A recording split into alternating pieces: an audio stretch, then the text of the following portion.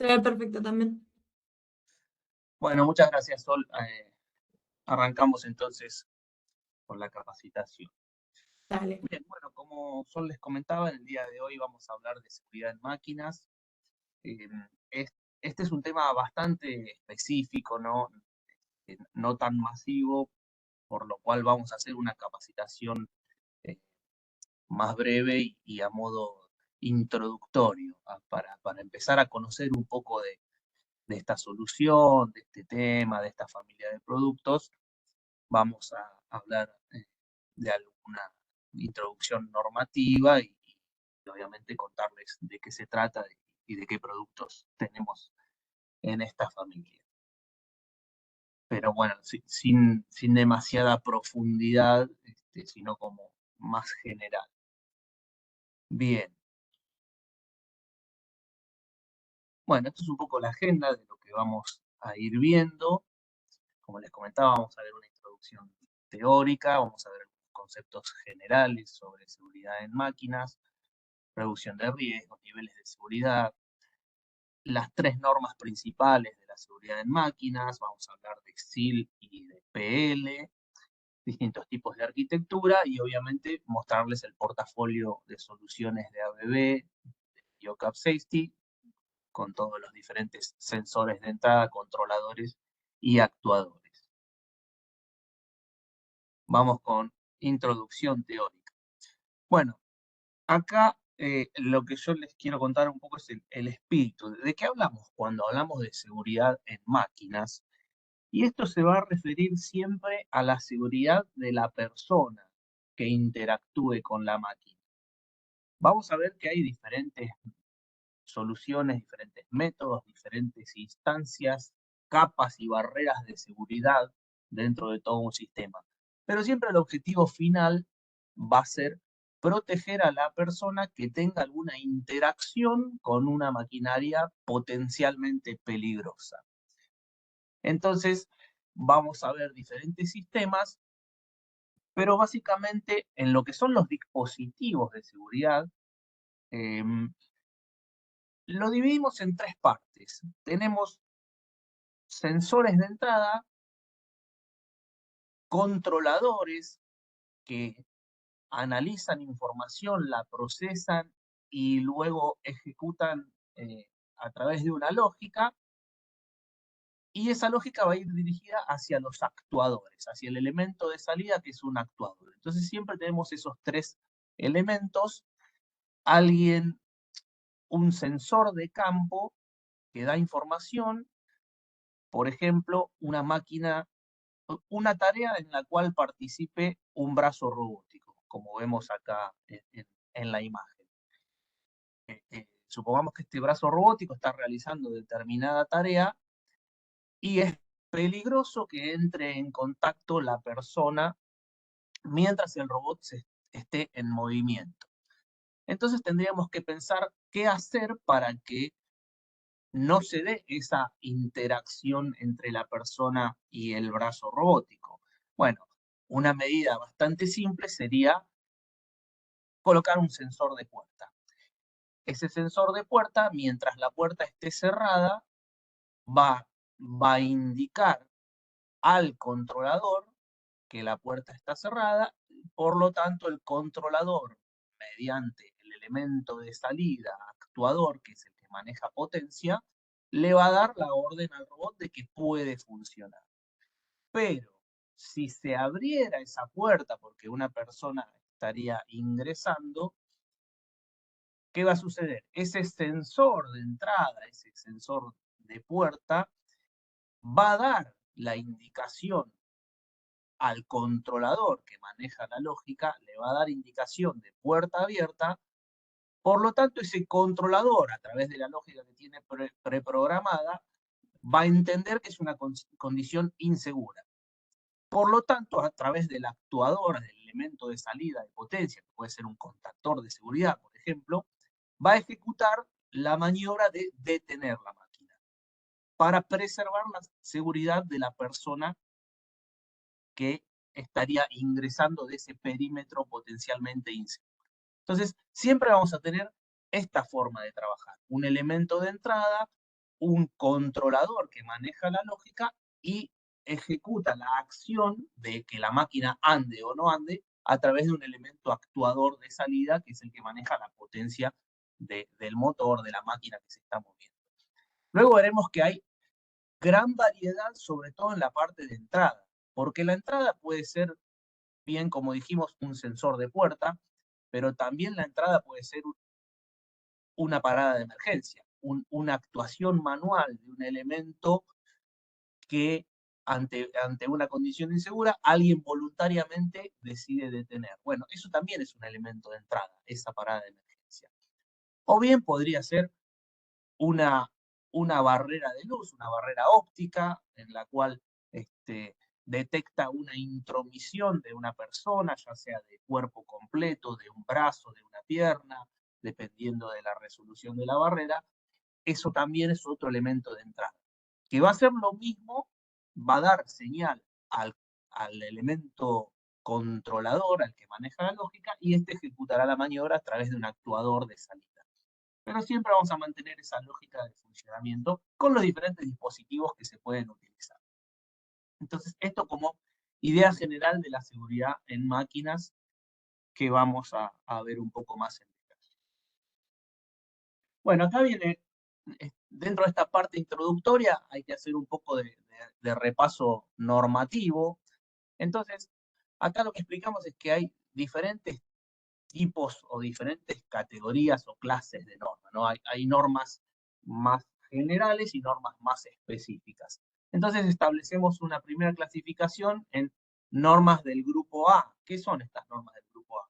Son las normas más generales, es un grupo de normas que nos da conceptos básicos, amplios, para quien está diseñando una máquina, digamos, diseñando una máquina de forma segura para cumplir con cierta normativa de seguridad. Bueno, este tipo de normas nos dan los lineamientos generales, podríamos decir. Luego va a haber subnormas, si queremos llamarle de alguna forma, que podríamos dividirlas en categoría B, y a su vez dentro de las B pueden ser B1 o B2. ¿Qué podríamos decir de B1 o B2? B1 podrían ser aspectos de seguridad particulares, pero digamos, genéricos de la condición de trabajo. ¿A qué me refiero? Distancias de seguridad, temperaturas superficiales, ruidos, digamos, hablan de la condición de trabajo y la seguridad relativa a ella.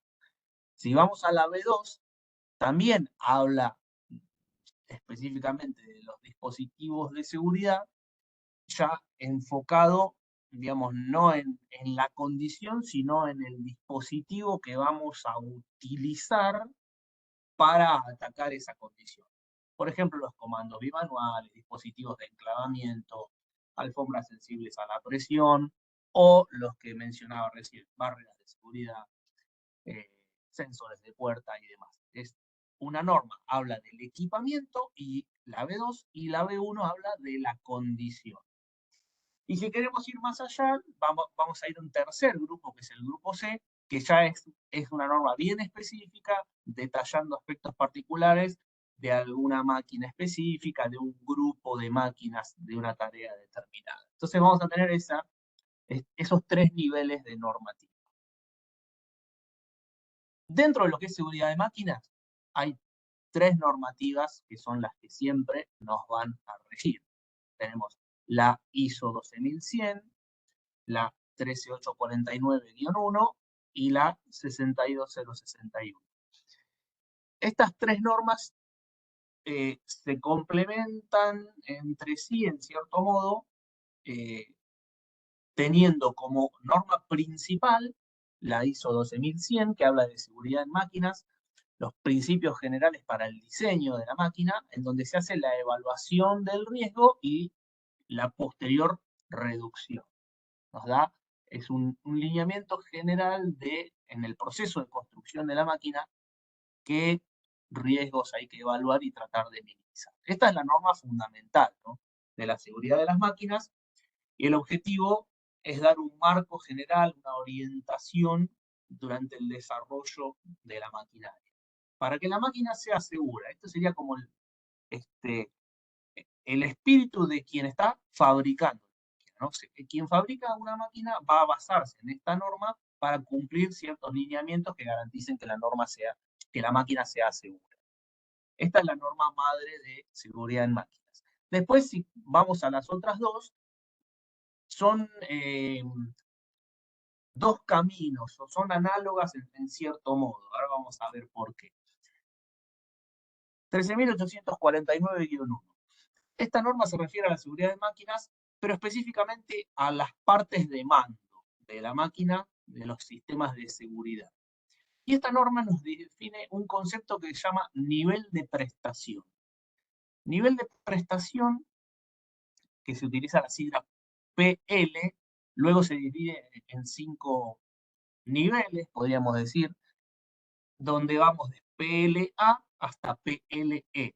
¿De qué va a depender este PL? Del grado de complejidad y de riesgo que tenga la tarea que se desarrolla con esa máquina. Después lo vamos a ver un poquito más en detalle.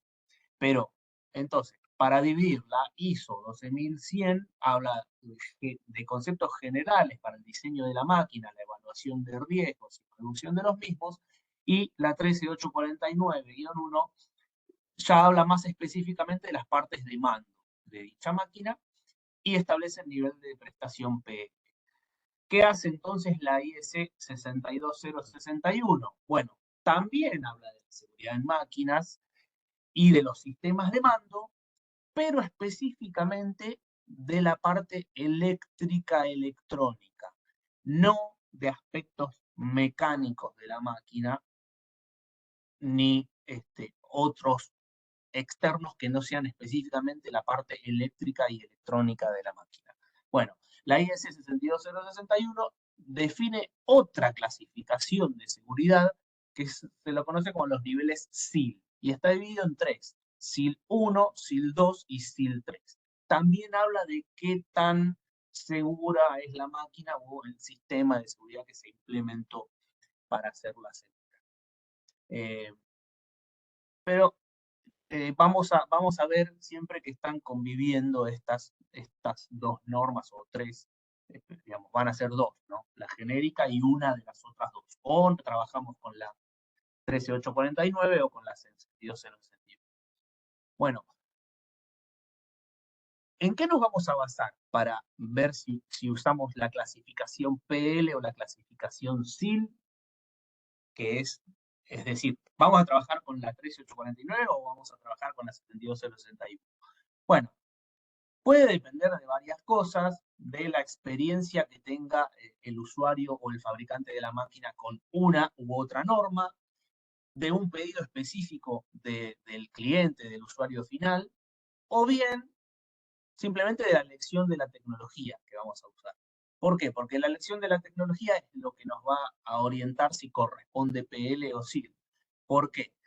Recordemos que PL, que es el nivel de prestación, es un concepto neutro en cuanto a qué, a cuál tecnología utilizamos, o sea, tanto de eléctrica, mecánica, neumática, hidráulica, evalúa todos los posibles peligros en esta escala PL, del nivel de prestación, que está basado o definido en la norma ISO 13849-1. Si vamos al nivel SIL, que es el que tomamos de la IEC 62061, bueno, SIL es Safety Integrity Level y, como dijimos, solo se usa en seguridad de los componentes eléctricos, electrónicos o electrónicos programables. Entonces, esto es un poco la división de cuál usamos. No es que una esté bien y otra esté mal, que corresponda a una o la otra. Va a depender de cada caso. Lo que sí vamos a trabajar o con una o con otra. No mezclamos PL con SIL. Después vas a ver que hay equivalencias. Bueno, acá tenemos las dos escalas, ¿no? Nivel de seguridad de la ISO 13849-1 define el nivel de prestación y la escala de PL arranca en PLA y luego va subiendo, ¿no? PLB, PLC, PLD y PLE. Vamos a ver qué significa cada una de esas cosas. La IEC 62061 define el nivel de integridad de seguridad y está definida en 3 subniveles: SIL 1, SIL 2 y SIL 3. ¿Qué equivalencia vemos entre ellos? Bueno, vamos a ver que cuando hagamos la evaluación de riesgo de la máquina o de la tarea específica que se desarrolla en esa máquina, podemos establecer que el riesgo es mínimo, o el riesgo es bajo, o el riesgo es medio, o el riesgo es alto. Con lo cual, dependiendo de qué tan riesgosa sea esa tarea, tenemos que diseñar un sistema de seguridad con los elementos suficientes para garantizar un nivel determinado. Por ejemplo, si mi tarea es de riesgo alto, voy a tener que diseñar un sistema que contenga los elementos que me garanticen un PLE o un nivel SIL 3. A eso se refiere esta escala. Diseñaremos un sistema que alcance el nivel de seguridad deseado. Entonces, como equivalencia, podríamos establecer que si el riesgo es alto, deberíamos alcanzar un nivel PLE, si estamos trabajando con la 13849, o un nivel SIL 3, si estamos trabajando con la 62061. Si el riesgo es medio, la equivalencia la tendremos entre PLD y SIL 2. Si el riesgo es bajo, acá tenemos una dualidad entre PLB y PLC, que sería equivalente a SIL 1. Y luego hay un riesgo mínimo que no entra en la clasificación SIL, pero sí en la escala de nivel de prestación, que lo consideramos un PLA. Bien, esto es un poco la equivalencia de los dos sistemas, basados en las dos normas que... Acá lo que tenemos es cómo se determina que es necesario un PLA, B, C, D o E. Bueno, esto es en el momento del análisis del riesgo, ¿no? Y es este gráfico nos muestra una bifurcación, una clasificación en distintas instancias. Son 3 instancias de análisis en donde siempre hay un doble camino para tomar. Entonces,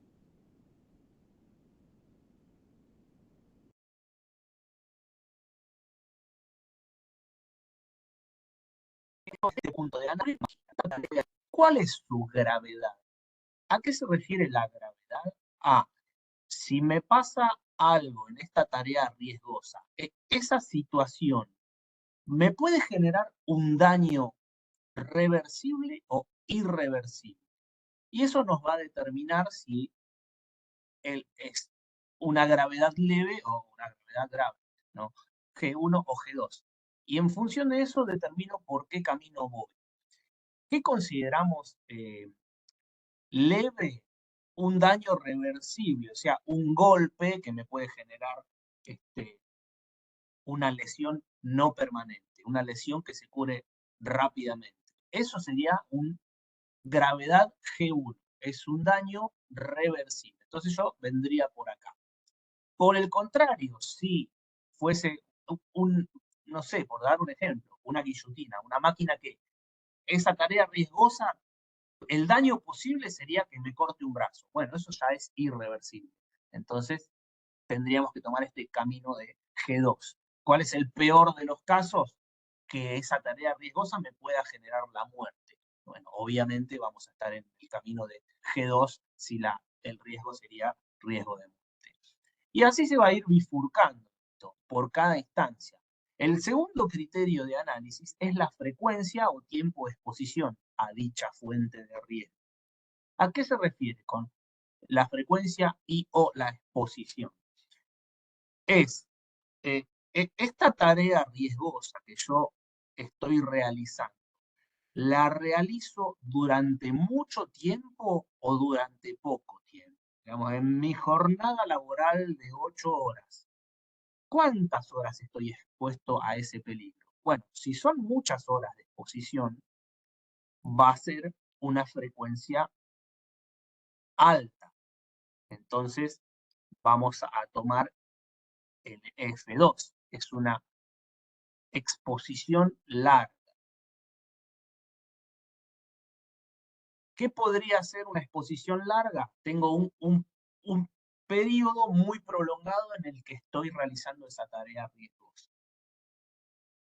Pero también podría darse otra situación que es igualmente complicada, que el tiempo de exposición es breve, pero con alta frecuencia. Es decir, cuando estoy realizando esa tarea de alto riesgo, es una tarea breve, dura muy poco, pero la estoy haciendo muchas veces en el día. Entonces, si bien el tiempo de exposición es bajo, la frecuencia de exposición es alta. Entonces, cualquiera de esas dos situaciones, lo que tendríamos que hacer es sumar el tiempo de exposición, ya sea en pocas exposiciones muy prolongadas o muchas exposiciones poco prolongadas, el tiempo de exposición, si es alto, vamos a venir por acá, F2. A medida que vamos bajando, aumenta la complejidad, aumenta el riesgo, a medida que vamos subiendo, disminuye. ¿Cuál sería el último criterio de análisis? Bueno, la posibilidad de evitar esa fuente de riesgo o de minimizar el daño. Es decir, supongamos que estamos en este camino de la peor condición, ¿no? La tarea que yo estoy realizando es muy riesgosa y me podría provocar daños permanentes. Bueno, tomo este camino, G2. A su vez, la realizo durante un tiempo prolongado. Bueno, voy a estar en esta situación. Y acá me pregunto, ¿es evitable o no es evitable? ¿Sí o sí tengo que realizar esta tarea? Sí, pero ¿la puedo realizar de alguna otra manera que no sea tan riesgosa? ¿O sí debe hacerse de este modo peligroso? Bueno, si pudiera manejar esa tarea que es imprescindible, pero hacerla de algún otro modo menos peligroso, estaría en esta situación. La tarea es peligrosa, estoy mucho tiempo expuesto, pero de alguna forma puedo evitar hacerla de esa forma tan riesgosa. Si todo esto no es posible, vamos a estar en la peor situación. El PLE, ¿qué significa? La tarea me puede generar un daño permanente, voy a estar mucho tiempo expuesto a esa tarea y no hay forma de evitarlo. Entonces, estamos en la peor condición. PLE, bueno, voy a tener que diseñar un sistema de seguridad que tenga los elementos suficientes para garantizar cumplir con ese PLE. Es decir, contemplo que hay un riesgo altísimo, los dispositivos de seguridad tienen que garantizar que ante un inminente daño a la persona, la máquina se detenga y ese potencial peligro no llegue a generar un daño. Eso es lo que vamos a tratar de buscar y se basa en estos criterios de clasificación para establecer el PL requerido por dicha tarea. Acá tenemos tres instancias donde se diseña la máquina, se hace una evaluación previa del riesgo que podría haber, se analizan todas las tareas, todas las partes, todos los peligros potenciales y se establece una instancia de reducción del riesgo. Pensamos cómo minimizar. Luego se prueba el sistema. Si con esas tareas de contingencia, de reducción del riesgo, a ver si alcanzamos un riesgo residual aceptable. ¿Cómo es esto? Acá tenemos en este gráfico. En el momento de evaluación de riesgos establecemos cuál es el riesgo original. Luego establecemos ciertas barreras para reducción de riesgos. Vamos a hacer algo para que ese riesgo que detectamos baje. ¿Hasta dónde? Hasta alcanzar un nivel de riesgo aceptable. Digamos, hasta acá es un riesgo inaceptable. Superada esta barrera estamos en un sector de riesgo aceptable. Bueno, a ese riesgo ya dentro de lo aceptable le llamamos riesgo residual. Entonces este es el proceso de evaluación de riesgo de la máquina. ¿Cómo vamos a hacerlo? Bueno, según establece la ISO 12100, que recuerden es la genérica para todo tipo de maquinarias, que va a establecer los criterios generales para el diseño de la máquina. Bueno, el primer paso sería desde el diseño mecánico de la máquina. Por ejemplo, En esta máquina detecto que hay riesgo de atrapamiento. ¿Cuál sería la primera barrera a establecer para que reducir o minimizar ese riesgo de atrapamiento? Bueno, colocar un vallado, una protección mecánica que impida el contacto con las partes peligrosas. Eso sería el primer paso. Si yo desde el diseño mecánico de la máquina puedo evitar ese peligro, reducir el riesgo, voy a estar, digamos, mejor, estoy en la mejor situación.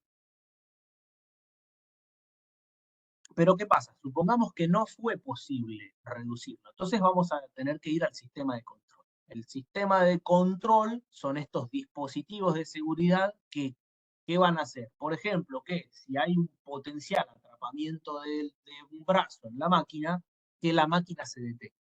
A eso le llamamos el sistema de control. Todos los dispositivos de seguridad que van a evitar que se produzca el daño. Si se redujo apropiadamente el daño, listo, fin, está la tarea completa. ¿Qué hacemos en ese caso? Se hace un informe del riesgo residual. Ese pequeño riesgo residual que es aceptable, bueno, detallamos. Se hizo, digamos, el riesgo que queda es tal riesgo posible. Y lo vamos a minimizar con los EPP, ¿no? Los elementos de protección personal, ya sea gafas, zapatos de seguridad, guantes o todo el abanico de elementos de protección que existen. Bueno, esto en cuanto a la reducción de riesgos desde el diseño de la máquina que establece la ISO 12100. Hay un criterio de 5 pasos en la reducción de los riesgos que establece estos 5 círculos no concéntricos, sino excéntricos, eh, en donde el criterio de esto es como una cebolla, una capa de protecciones, una capa de barreras de seguridad que vamos a ir descubriendo. Lo mejor es estar la instancia del 1, ¿no? El círculo rojo, número 1. ¿Por qué es la mejor situación? Porque a medida que nos alejamos del 1, dependemos más de la persona, dependemos más de la voluntad, de la aptitud, de la conciencia, de la cultura de seguridad que tenga la persona para autoprotegerse. Entonces tratamos de no llegar a esta instancia o, digamos, de siempre estar lo más cerca posible del 1. ¿Qué es el 1? Eliminar los riesgos desde la construcción. O sea, desde el diseño de la máquina es segura. Listo, suficiente. Estoy en esta situación, no dependo de si la persona es imprudente o prudente. La máquina es segura. Eso, digamos, es un caso ideal. Después, si eso no fuese posible, bueno, hay otras medidas de seguridad, como mover la tarea peligrosa fuera del área de riesgo. Esta tarea que tengo que realizar, la puedo realizar en otro sector, no tan riesgoso. Perfecto, entonces estamos. Si bien hay una tarea de riesgo, yo la voy a realizar en un sector no riesgoso. Entonces me moví. No estoy en la situación ideal, pero de todas formas encontré una solución. Si todo esto no fuese posible, hay una tarea de riesgo y hay que realizarla en la zona de riesgo, bueno, utilizaremos los dispositivos de seguridad para que se detenga la máquina en caso de un peligro inminente. Pero ya dependemos de un sistema de seguridad, porque no pudimos sacar la tarea del área de riesgo, porque no pudimos diseñar una máquina segura. Si todo esto tampoco nos conformara, vamos a ir a un cuarto nivel de desarrollar rutinas de trabajo seguras, información, educación, cursos de seguridad, cultura, eh, y en última instancia, advertencias, carteles, pictogramas, alarmas sonoras o luminosas, elementos de protección personal. Pero ¿en qué instancia estamos acá? Los EPP son la última barrera. Es, digamos, depende de la persona, de que la persona se los coloque, de que los utilice correctamente. Entonces es como muy frágil basar un sistema de seguridad en los EPP. El EPP es un complemento, es lo último, pero siempre tendríamos que partir desde la máquina segura y luego ir pasando por las otras instancias. Acá algunos ejemplos. Hagamos que la máquina sea segura desde el diseño y su construcción. ¿Cuál es el peligro que detectamos? Cortes, heridas por bordes afilados de la máquina. Bueno, ¿qué haríamos? Haríamos una máquina que no tenga bordes afilados. A ver, los ejemplos son bastante básicos, pero es más para entender el concepto, ¿no? Luego, detectamos que hay un peligro de aplastamiento de los dedos por un movimiento de la máquina durante la inspección de un producto dentro de la zona de riesgo, ¿no? Hay que hacer una inspección de un producto, pero es peligroso porque podría moverse una parte de la máquina y aplastar. ¿Cuál es esta segunda medida? Mover la tarea fuera del área de riesgo. ¿Qué se podría hacer? Bueno, tal vez no es necesaria una inspección visual presencial de, del operador, sino que podría hacerse esa misma revisión mediante una máquina, mediante una cámara de seguridad. ¿Qué significa? Que yo estoy haciendo la tarea, pero la estoy haciendo a distancia, no estoy en la zona de riesgo. Entonces, reduje ese peligro de aplastamiento. Luego vamos a ir a la tercera instancia, que es utilizar los dispositivos de seguridad. Bueno, si hay una posible aplastamiento, vamos a ya intervenir con las barreras de seguridad. Puede ser una barrera óptica, por ejemplo, que detecte al operador y haga detener la máquina si el mismo está en una zona no segura. En la cuarta instancia, rutinas de trabajo seguro. Lesiones posibles por aplastamiento de la máquina durante el proceso de disaje, de movimiento, de instalación de la máquina. Bueno, haremos instructivos de trabajo para aquellas tareas peligrosas. Entonces, ¿cómo debe procederse en esos casos? Pero observen que a medida que vamos avanzando más dependemos de la persona. En última instancia, elementos de uso de protección personal, advertencias, carteles,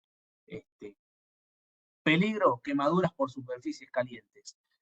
¿Qué podemos hacer? Poner un cartel que diga peligro, alta temperatura y recomendarle a la persona que use guantes. Bien, estas son medidas de contingencia, pero no es lo ideal. ¿Por qué? Porque nuevamente dependemos de la persona. Entonces, el concepto es, hay varias capas de la cebolla, varias medidas de seguridad que pueden tomarse. Cuanto más cerca estemos del centro, mejor, porque menos dependemos de la voluntad de la persona. ¿Cuál es el centro? Que la máquina en sí misma sea segura. Bien, esto un poco de los 5 pasos para reducir el riesgo. Bueno, esto es un poco lo que les comentaba al principio, ¿no? La arquitectura de seguridad. Siempre va a haber un elemento de entrada que brinde información a otro elemento que tenga internamente una lógica, que procese esa información de entrada y ejecute una salida en consecuencia de la lógica que tiene programada. ¿Quiénes están en la entrada? Sensores. Sensores de diferentes tipos, paradas de emergencia, sensores de puerta, barreras ópticas, alfombras de presión. Hay una gran variedad de elementos de sensores de entrada que luego vamos a detallar un poco más. Siempre estos elementos de entrada van a indicarle al controlador una condición potencialmente insegura. El controlador puede ser un relé de seguridad, un PLC de seguridad, que va a tener una lógica. Esa lógica, en función de la información que reciba de la entrada, va a ejecutar una salida a través de un actuador. El actuador puede ser un contactor de seguridad, por ejemplo. Es un elemento de potencia que interrumpa la corriente de la máquina basado en la orden que le dé el controlador, que a su vez va a reunir la información de diferentes sensores de entrada que le indiquen una condición insegura. Siempre vamos a tener este esquema de la seguridad en las máquinas. Acá vemos algunos ejemplos de distintos elementos que participan dentro de una línea de producción, dentro del proceso de toda la maquinaria, van a participar diferentes elementos Dentro del portafolio de ABB, ya digamos, saliendo de la introducción teórica, vamos a ver un poquito del portafolio de ABB, de Yocap Safety. Bueno, vamos a ver un video.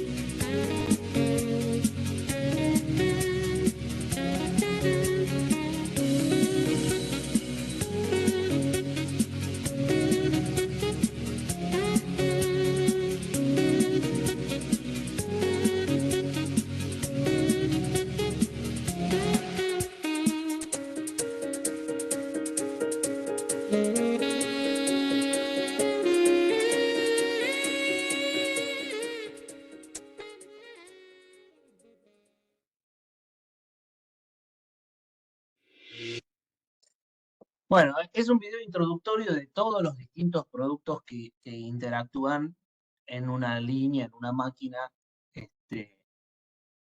enfocado en la seguridad. Bueno, como introducción, ABB y Yocap Safety. Yocap Safety es una empresa dedicada exclusivamente a la seguridad con más de 30 años en el mercado. ABB la adquirió en 2010, es una empresa sueca, surgida en fines de los 80. Forma parte de ABB desde 2010 y está específicamente enfocada este portafolio de Yocap Safety en la seguridad de las máquinas. ¿Dónde, en qué tipo de segmentos lo vamos a encontrar? Bueno, fabricantes de máquinas, la maquinaria en general, ya sean prensas, balancines, cintas transportadoras, rodillos, etcétera, etcétera.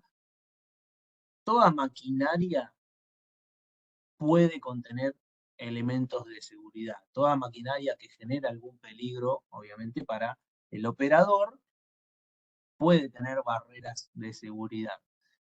El segmento Food and Beverage es muy apto para este tipo de soluciones. Y obviamente también la parte de robótica, ¿no?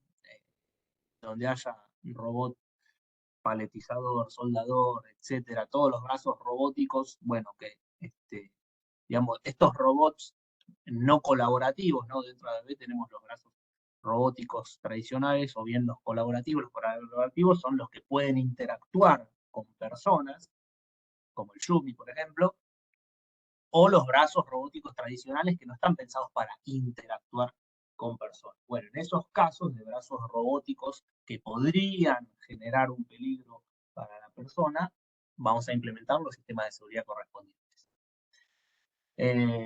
Acá vemos ya más detalladamente dentro de la máquina las distintas partes que podríamos tener. Sensores de puerta, como mencionamos al principio, que pueden ser de este tipo, que son de radiofrecuencia, o estos también son sensores de puerta, pero mecánicos, con una clavija.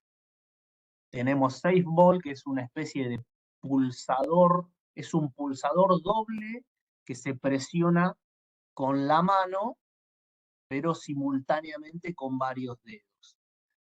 Digamos que se utiliza para tener la mano completamente ocupada. No es un pulsador que pueda apretarse con un dedo, ni tampoco que pueda apretarse apoyándose en ese pulsador, sino que se requiere toda la mano completa para apretar este tipo de pulsador que se llama SafeBall. Paradas de emergencia, tenemos distintos tipos de paradas de emergencia. Este es un dispositivo de 3 posiciones. Este dispositivo es muy interesante porque está pensado para ciertas tareas específicas en donde necesitamos voluntariamente inhibir la seguridad del sistema. Les doy un ejemplo. Al principio habíamos hablado de un brazo robótico que realiza una tarea que podría ser peligrosa. Entonces, la primera medida de seguridad es ponerle un vallado. Ese vallado tendrá una puerta, esa puerta tendrá sensores de puerta. Si los sensores de puerta indican que la puerta se abrió, el controlador lo va a detectar y a través de un actuador, un contactor de seguridad, va a detener ese brazo robótico. Ese sería el comportamiento normal. La persona no tiene que ingresar a la zona de trabajo, si entra, que se detenga la máquina. Pero, ¿qué les dije? Tenemos casos especiales. Tal vez haya que hacer una tarea de calibración, de ajuste, de programación, en donde sí o sí tiene que haber una persona interactuando con la máquina, aunque ese proceso sea peligroso. Entonces, ¿cómo hacemos para realizar esa tarea si cuando yo abra la puerta se va a detener la máquina? Bueno, ahí es donde participan este tipo de dispositivos. Este dispositivo me va a permitir inhibir la señal del actuador. No significa que vaya a bloquear la señal, sino que este dispositivo le va a dar una señal de mayor importancia, de mayor prioridad para el controlador. El controlador va a interpretar la señal de este equipo por sobre la señal de este. ¿Y cómo funciona este equipo? Se llama dispositivo de 3 posiciones. ¿Por qué? Porque es un joystick manual que yo debo sujetar en mi mano para poder ingresar a ese sector peligroso sin que se detenga el brazo robótico. ¿Por qué se llama de 3 posiciones? Porque ese dispositivo tiene un pulsador, digamos, esto se sujeta con la mano y esta parte es móvil, se aprieta. Entonces, ¿cuáles son las 3 posiciones? Las 3 posiciones serían totalmente liberado, digamos, este pulsador no lo estoy pulsando, o totalmente presionado, este pulsador al fondo. ¿Cuál sería la tercera posición? Una sujeción intermedia. Ni está suelto ni está al fondo. Está apretado a una posición intermedia. Y esta, y únicamente esta, va a ser la posición que nos permita inhibir el sensor de puerta. O la barrera de seguridad que sea. Hablo de sensor de puerta, hablo de barrera óptica. Cualquiera de las otras medidas de seguridad, vamos a programar que este tenga prioridad.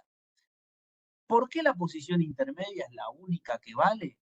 Porque esa posición intermedia garantiza que el operador está consciente de lo que está haciendo. Digamos que su integridad no corre peligro, que está bien. ¿Qué sucede si ese operador en la interacción con la máquina recibe un golpe y se cae? Seguramente va a soltar esto, el pulsador este se va a reiniciar, a liberar, entonces el controlador entenderá que hay una situación de peligro.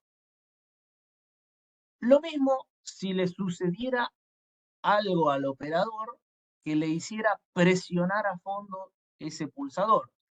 También el controlador va a interpretar que hay una condición de peligro. Entonces, si lo suelta o si lo aprieta a fondo, la máquina se va a detener. Únicamente va a poder interactuar con la máquina, aún habiendo violado la seguridad de puerta, cuando esté presionando a la posición intermedia, que garantiza una voluntad del operador de estar ahí. Bien, entonces, estos dispositivos son bastante específicos para estos casos puntuales en donde necesitamos interactuar con la máquina peligrosa. Otra cosa que podemos encontrar son cerraduras magnéticas, por ejemplo. Hay 2 tipos de cerraduras, cerradura de proceso, cerradura de seguridad, que básicamente cambia en qué toman como energización. Energización para bloquear o energización para liberar. Eso nos define los tipos de cerraduras. Paradas de emergencia de tipo tirón de cuerda. Esto es, supongamos una línea de producción muy larga en donde deberíamos instalar paradas de emergencia de este tipo cada 2 metros, cada 3 metros, no lo sé. Sucesivas paradas de emergencia a lo largo de la línea de producción. Bueno, para evitar esas sucesivas líneas de emergencia, vamos a utilizar estos dispositivos de parada de emergencia por tirón de cuerda. Se puede colocar uno en cada extremo de la línea, un cable de acero los vincula y si tensamos ese cable de acero, se va a interpretar como una señal de parada de emergencia, con la ventaja de que puede accionarse desde cualquier punto de la línea de producción, sin tener que ir específicamente a una parada de emergencia colocada en algún lugar puntual. Otro tipo de parada de emergencia son, digamos, esto sería para sobreponer, este sería para insertar dentro del tablero. Barreras ópticas, barreras, digamos, que generan un haz de luz o varios haces de luz, los cuales siendo atravesados por un cuerpo van a dar una señal de condición insegura. ¿A quién? A los controladores, que pueden ser relés de seguridad, controladores de seguridad, PLCs de seguridad, y finalmente van a actuar los elementos de salida, contactor de seguridad, arrancador electrónico de seguridad. Estos elementos podrían involucrarse en un diseño de máquina. Bueno, hacemos un repaso final de los elementos distintos que pueden participar. Dentro de los controladores, digamos, acá lo tenemos agrupado en nivel de complejidad. El elemento más complejo, más potente, es el PLC de seguridad, la familia de PLCs de seguridad de ABB y OCAP Safety, se denominan Pluto. Hay diferentes versiones de Pluto con más cantidad de salidas, digamos, y entradas. O sea, cuántas paradas de emergencia podés conectar. Y además de paradas de emergencia, voy a conectar un sensor de puerta y además voy a conectar una barrera óptica y un sensor sensible a la presión. Bueno, esos ya serían diferentes circuitos de seguridad que podrían conectarse a un PLC de seguridad. El mismo controlador maneja varios circuitos de seguridad. A eso le llamamos PLC de seguridad. Luego tenemos el controlador de seguridad. ABB tiene un controlador de seguridad que se llama Vital, que es un equipo específico de ABB con un protocolo de comunicación específico de ABB que se llama DIN-Link. Y luego tenemos los relés de seguridad que realizan tareas más puntuales. Por ejemplo, una parada de emergencia, por ejemplo, un sensor de presión. Digamos, hacen tareas acotadas los relés de seguridad. En cuanto a los distintos protocolos de comunicación, digamos, no son los protocolos de comunicación industriales que conocemos, sino que me refiero a otra cosa. Es cómo se comunica o cómo se vincula cómo se vincula el controlador con el dispositivo de campo. A eso me refiero con la comunicación entre ellos. Entonces, los relés de seguridad se vinculan por contacto cableado. Es, digamos, como cualquier equipamiento eléctrico, tendrás un contacto que se abre y se cierra y se vinculará con el relé de seguridad. Luego tenemos el Vital, que se conecta no por contactos, sino por una señal dinámica. Y esa señal dinámica se llama DIN-Link. Esta DIN-Link es exclusivo de ABB. ¿Y qué significa? Este controlador Vital genera una señal dinámica de salida. Una señal dinámica es una onda que genera un pulso cuadrado que va cambiando de orientación con cada elemento que se encuentra. Supongamos, pasa por un sensor de puerta, cambia ese pulso de positivo a negativo. Pero la gran ventaja de este dispositivo es que pueden conectarse varias cosas, sin llegar a ser un PLC de seguridad. Es superior a un relé de seguridad, porque puedo vincular varios dispositivos juntos, todos dentro de esa misma señal dinámica. Paso por un sensor de puerta, invierte la señal. Pasa por otro sensor de puerta, invierte la señal. Pasa por otro dispositivo de seguridad diferente y vuelve a invertir la señal. Entonces, ¿qué se hace? En la programación el equipo sabe cuántos dispositivos tiene conectados y sabe si la señal tiene que volver igual que como salió o invertida. Entonces, eso le permite trabajar con muchos sensores diferentes sin llegar a ser un PLC de seguridad. Es una solución intermedia, pero únicamente trabaja con este protocolo DIN-Link que es exclusivo de ABB. Si nos vamos al PLC de seguridad, el Pluto tiene, digamos que combina las dos cosas. Tiene la señal dinámica DIN-Link, también tiene entradas por contacto, como si fuese un relé de seguridad, y también tiene otros protocolos de seguridad, por ejemplo el OSSD, que es un protocolo genérico que utilizan varios fabricantes. Entonces el PLC de seguridad, digamos que es el más amplio en cuanto a qué cosas se le pueden conectar. No necesariamente el PLC Pluto te obliga a que el sensor sea un sensor de ABB. Digamos, admite, trabajando con el protocolo OSSD, admite distintos dispositivos de seguridad.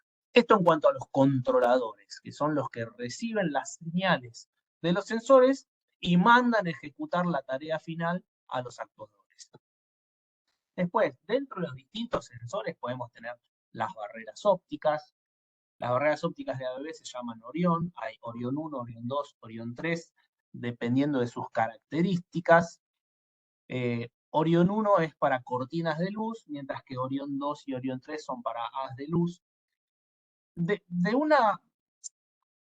¿Qué podemos diferenciar barreras ópticas? Bueno, hay barreras ópticas en donde los dos elementos son emisor y receptor. Digamos, uno envía la señal, envía el haz de luz y el otro la recibe. O hay otro tipo de barreras en donde un elemento es emisor y a la vez es receptor. Y el otro elemento simplemente es un elemento espejo. Uno envía la señal y luego el otro la rebota, por decirlo de alguna forma. Y otra cosa interesante que podemos hablar de las barreras de seguridad es la resolución. ¿Qué es la resolución de una barrera óptica? Es la distancia entre haces de luz. ¿Por qué? Porque esto me determina quién puede traspasar esa barrera óptica o no. Por eso llamamos que hay barreras de resolución para el cuerpo humano, con lo cual no se necesitan demasiados haces de luz, sino simplemente con algunos pocos haces de luz medianamente distanciados, detectamos la intromisión de un cuerpo. Si eso no fuese suficiente, vamos a ir a una barrera de mejor resolución. ¿Qué es una mejor resolución? Que tenga los haces de luz más juntitos. Y ahí podríamos detectar un brazo, una mano. Algo más pequeño, la introducción de un elemento más pequeño. A eso se refiere la resolución. Y por último podríamos ir a una resolución de dedo. Es decir, están los haz de luz tan próximos uno de otro que ni siquiera podría introducirse un dedo. Eso obviamente es un nivel de seguridad mucho mayor, lógicamente es una barrera más costosa cuanto mayor resolución tenga. Es un poco alguna cosita que podemos comentar de las barreras de seguridad. Vamos a ver un video.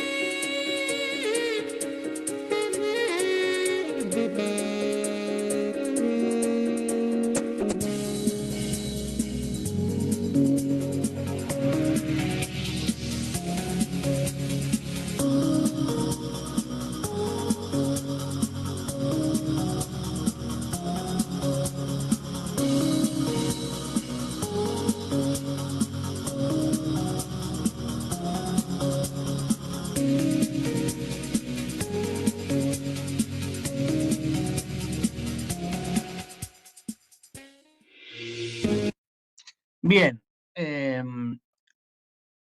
Luego tenemos los sensores de puerta, como vimos al principio. Acá lo que vemos son 3 tipos de sensores. Le llamamos sensor de puerta porque en general se usan para puertas, pero no necesariamente son sensores de puerta. Son sensores de proximidad, en realidad, que pueden utilizarse para una puerta o para alguna pieza móvil que querramos detectar si está en contacto o no en contacto. Por ejemplo, los primeros, los de la familia Eden, son sensores de radiofrecuencia, no son magnéticos, digamos, es una tecnología nueva superior al sensor magnético, tiene más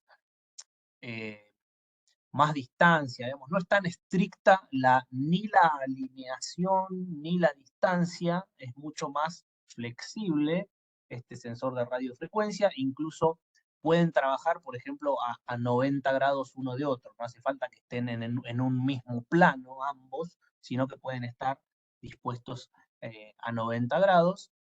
Luego tenemos en el segundo, el SENS, es un sensor magnético, también sin contacto.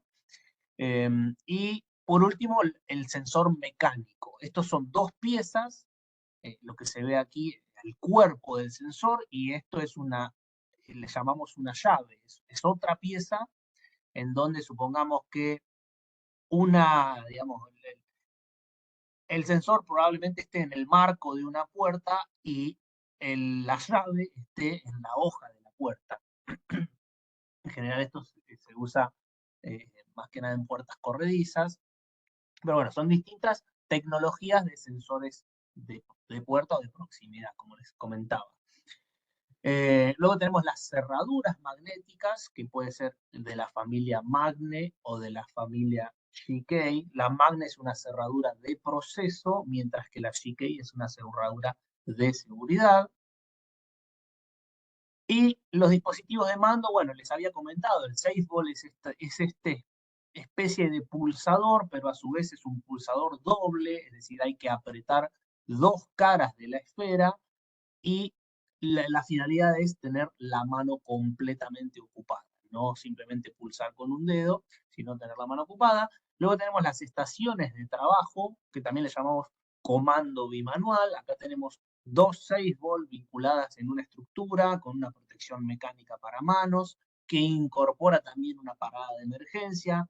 Esto es para tareas bastante específicas. Y bueno, el dispositivo de 3 posiciones que les expliqué anteriormente es este que me permitía ingresar en una zona, digamos, riesgosa, siempre y cuando yo esté apretando en la posición intermedia que garantiza que estoy consciente, etcétera, ¿no? Este dispositivo ya lo habíamos explicado. Paradas de emergencia, hay distintos tipos de parada de emergencia, en cajita como vemos acá, digamos, para introducir dentro de un tablero, o la parada de emergencia tradicional. Esto es una parada de emergencia tradicional con contactos. Estas son paradas de emergencia específicas para seguridad que pueden venir con contactos o pueden venir con señal dinámica. Eso sería, digamos, la señal dinámica sería lo que los diferencia de una parada de emergencia tradicional. También tenemos paradas de emergencia de este tipo, más robustas, en caja de acero inoxidable, muy utilizadas en la industria alimenticia, y las Linestrong, que son las paradas de emergencia de tirón de cuerda. Esto que les explicaba de una línea de producción muy larga, en vez de poner sucesivas cajitas de parada de emergencia, ponemos una sola parada de emergencia que se acciona por un cable. Y también tenemos, bueno, la pulsantería en general, ¿no? Llaves selectoras, pilotos luminosos, pulsadores dobles, simples, etc. Otro dispositivo de entrada pueden ser los sensibles a la presión. ¿Qué es un dispositivo sensible a la presión? Puede ser, por ejemplo, una alfombra de seguridad, como en este caso, en donde esto, digamos que podríamos explicarlo como 2 capas conductoras, arriba y abajo, separadas por un aislante, pero ese aislante es aislante siempre y cuando no reciba una presión. Si recibe una presión, digamos, alguien pisa esa alfombra, ese material aislante se desplaza y las dos partes conductivas entran en contacto. Entonces está detectando por presión y eso envía una señal eléctrica al controlador. Esto se puede usar para delimitar una tarea en un específico lugar. Digamos, el operador tiene que pararse arriba de la alfombra para ejecutar esta tarea, porque si lo hace fuera de esta zona podría ser peligroso. O a la inversa, si se para en esta zona es peligroso, entonces que no se pare. Eso es cuestión de programación. Luego tenemos los topes de seguridad. Estos topes de seguridad también son sensibles a la presión, funcionan con la misma lógica, pero se utilizan más que nada en vehículos autónomos. A veces en, no sé, industria automotriz tenemos carros que trasladan piezas por las calles internas de la línea de producción.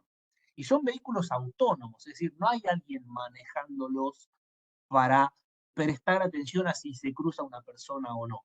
Bueno, para estos vehículos suelen ponerse esta especie de paragolpes rodeándolos. Estos son, digamos, está compuesto por un material blando que al sentir el contacto con un objeto va a enviar una señal de parada y el vehículo se detiene. Bueno, la finalidad de esto es que se detenga sin generar un daño a una persona. Por último, los bordes de seguridad, estos obviamente se utilizan en maquinarias, pero tal vez los conozcamos de las puertas corredizas de seguridad, que, ¿cuál es la finalidad? Si una persona está atravesando la puerta y la puerta se cierra, bueno, que no genere ningún daño, ¿no? Es un elemento blando que no genera un daño a la persona, pero sobre todo lo importante es que al detectar esa presión, la señal va a recibir una señal de retroceso. Entonces la puerta se vuelve a abrir. Y lo último son los controladores, perdón, los actuadores. Los actuadores son los elementos de salida, digamos, el elemento de potencia que ejecuta la maniobra de detener la máquina, por indicación del controlador, que se basa en la información del sensor, como para hacer un cierre de todo el concepto que vimos, de las tres patas de la seguridad: sensor de entrada, detecta una condición insegura, le avisa al controlador. El controlador, mediante su lógica, detecta esa señal recibida y actúa en consecuencia. El brazo ejecutor de esa maniobra de detener la máquina será el actuador de salida, el elemento de potencia que corta la energía de la máquina, que puede ser contactor de seguridad o arranque electrónico de seguridad. Esto simplemente como resumen, pueden acceder después cuando les compartamos la presentación. Estos son links activos, pueden acceder aquí a páginas de información de seguridad o a descargarse el catálogo. Así que bueno, de mi parte eso es todo. Espero que haya sido útil y si quedó alguna pregunta la analizamos y si no la vemos en la semana. No pueden escribirme por mail, no hay problema. Disculpen que me pasé un poquito con el tiempo.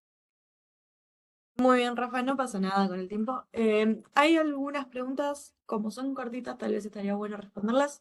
Empiezo por la de Mario Javier. Pregunta, ¿cuenta AVE Jacob Safety con algún software para hacer un cálculo a nivel de seguridad PL o IOSIL? De ser así, ¿nos podrías pasar el enlace? Sí, hay un software de seguridad, digamos, avanzado, ¿no? Es para quien tenga que hacer el estudio de seguridad, tenemos el software para, para, para tal fin. No recuerdo si está entre los links que compartimos al final de digamos, cuando le damos la presentación, pero lo voy a buscar. Si no lo estamos compartiendo, lo busco y Ujú, se los pasamos para utilizar. perfecto. Después, por parte de José, pregunta si para los proyectos de nuevas plantas industriales es posible trabajar en conjunto con ABB para poder dar soluciones integrales a los clientes finales. Sí, sí, por supuesto, sí, estamos para eso, para apoyar en nuevos desarrollos, sí.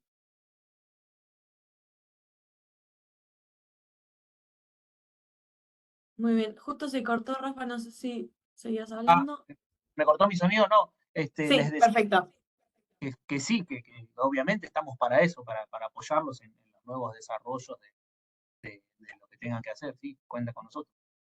Totalmente. Y también agrego ahí justo un comentario que en el formulario al final de la capacitación pueden solicitar ser contactados por un especialista de ABB para estos temas. Así que si es necesario o es un proyecto en específico, está también esa opción. Después, una de las últimas, Mario Javier pregunta cuál es la diferencia sustancial entre usar PLCs, contactores, redes de seguridad, botones de emergencias o equipos estándar para estas aplicaciones. Lo que te va a cambiar es la cantidad. Hay, depende de qué dispositivo nos estemos refiriendo, pero eh, en seguridad vos muchas veces vas a tener que duplicar contactos. Entonces, un elemento tradicional, vas a tener que usar dos en paralelo o dos en serie, dependiendo de la tarea que estés realizando, y tal vez con un elemento específico de seguridad no necesitas esa duplicación de componentes. Eh, lo podés resolver con menos elementos. Los elementos específicos de seguridad ya tienen incorporada una dualidad en su lógica. Entonces, bueno, básicamente es eso. Los elementos de seguridad te van a permitir generar un sistema con un nivel de PL o de SIL elevado con menos elementos que si lo hicieras con elementos tradicionales. Pasa por ahí la cuestión. Muy bien. Y una de las últimas, Mario también pregunta si respecto a las barreras ópticas, ¿diferencian entre el ingreso del cuerpo humano y el de una cosa como por ejemplo una caja de cartón? Sí, sí, sí, eso bueno, en el video justamente mostraba eso. Las barreras tienen varias funciones, además de detectar, dependiendo de la barrera, del modelo, del precio, etcétera, hay función que se llama muting, hay función que se llama blanking. Esta función blanking específicamente es la que te diferencia de si está ingresando una persona o si está ingresando una cosa. Tal vez hay, bueno, en el video mostraba como una especie de un cable que ingresaba a la zona de detección. Eso está pensado para cuando es una condición habitual. O sea, habitualmente en el proceso hay un elemento que tiene que interrumpir la barrera. Entonces yo la programo con esta función blanking para que permita el ingreso de ese elemento y no el ingreso eventual de una persona. Ahí sí va a actuar. Eso es un poco la idea y sí, se puede detectar de esta forma, con esta función blanking. Muy bien, y la última pregunta para ir cerrando. Mario también pregunta, ¿cómo se relaciona el nivel de seguridad de PL o SIL con los dispositivos de seguridad? ¿Cada dispositivo está marcado con un nivel? Por favor, aclara. Bueno, es un poco complejo, digamos, definir el tema, porque si bien eh, los elementos te pueden dar un nivel SIL, en realidad el nivel SIL depende de la combinación de elementos que hagas. El nivel SIL es del sistema de seguridad que armaste, no del elemento. Lo que el elemento te dice es puedo alcanzar hasta tal nivel, pero el nivel es del sistema. Combiné tal elemento con tal elemento con tal elemento y con esto alcancé un nivel SIL 3. Perfecto. Voy a poder alcanzar un nivel SIL 3 vinculando todos estos elementos. No, no es en sí una característica específica de cada elemento, sino de la adecuada combinación entre ellos. Pero lo que sí te puede decir un determinado elemento es qué nivel máximo podría alcanzar. Si un elemento ya te viene marcado como SIL 2, bueno, no va a haber forma de que alcances un nivel SIL 3 en el sistema si ese elemento es SIL 2, por decirlo de alguna forma. Pero es un concepto más del sistema que de cada elemento en sí.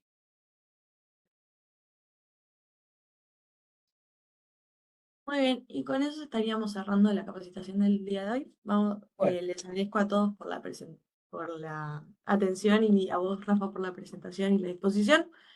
Hay mucha gente agradeciéndote por la exposición también, así que replico el mensaje. Y les vuelvo a recordar que la grabación y la presentación la estaremos mandando vía mail en el transcurso del día de hoy, porque mañana es feriado. Así que eso sería todo por mi parte. De vuelta, gracias a todos. Rafa, si quieres decir algo más. Si no, cerramos por ahí. Bueno, muchas gracias por la presencia y nos vemos en las próximas capacitaciones. Hasta luego. Muchas gracias. Que todos disfruten su día de mañana.